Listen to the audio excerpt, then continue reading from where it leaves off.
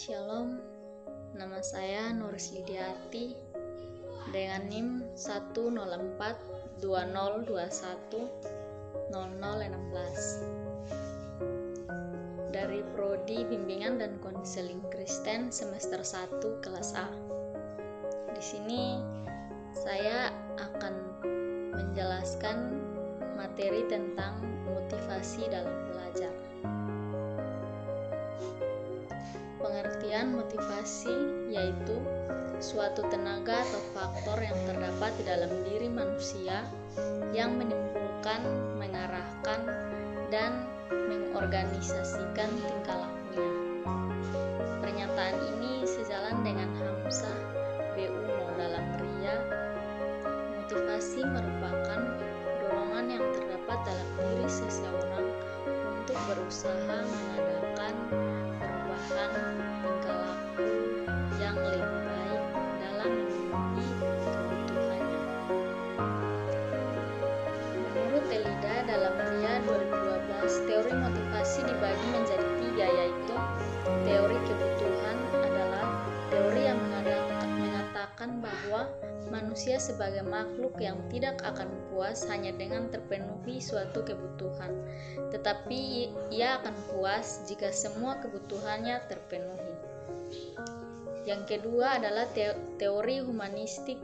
Teori ini percaya bahwa hanya ada satu motivasi, yaitu motivasi yang hanya berasal dari masing-masing individu. Motivasi tersebut dimiliki oleh individu itu sepanjang waktu dan dimanapun ia berada. Teori behavioristik. Teori ini berpendapat bahwa motivasi dikontrol oleh lingkungan. Suatu tingkah laku yang bermotivasi terjadi apabila konsekuensi tingkah laku itu dapat menggetarkan emosi individu, yaitu menjadi suka atau tidak suka. Berikut adalah jenis dan sifat motivasi. Yang pertama, motivasi primer adalah motivasi yang didasarkan pada motif-motif dasar. Motif dasar tersebut berasal dari segi biologis, yaitu jasmani manusia. Motivasi sekunder adalah motivasi yang dipelajari.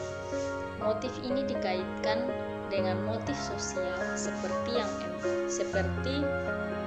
sikap dan emosi dalam belajar, terkait komponen seperti afektif, kognitif, dan kuratif, sehingga motivasi sekunder dan primer sangat penting dikaitkan oleh siswa dalam usaha pencapaian prestasi belajar.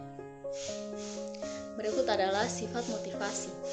Motivasi intrinsik adalah motif-motif yang menjadi aktif atau berfungsinya tidak perlu dirangsang dari luar, karena dalam diri setiap individu sudah ada dorongan untuk melakukan sesuatu. Yang berikut adalah motivasi ekstrinsik, adalah motif-motif yang aktif dan berfungsinya karena adanya perangsang dari luar. Unsur-unsur yang mempengaruhi belajar. Unsur-unsur yang mempengaruhi motivasi belajar adalah: yang pertama, cita-cita atau aspirasi pembelajaran. Yang kedua, kemampuan pembelajar. Yang ketiga, kondisi pembelajar. Yang keempat, kondisi lingkungan belajar.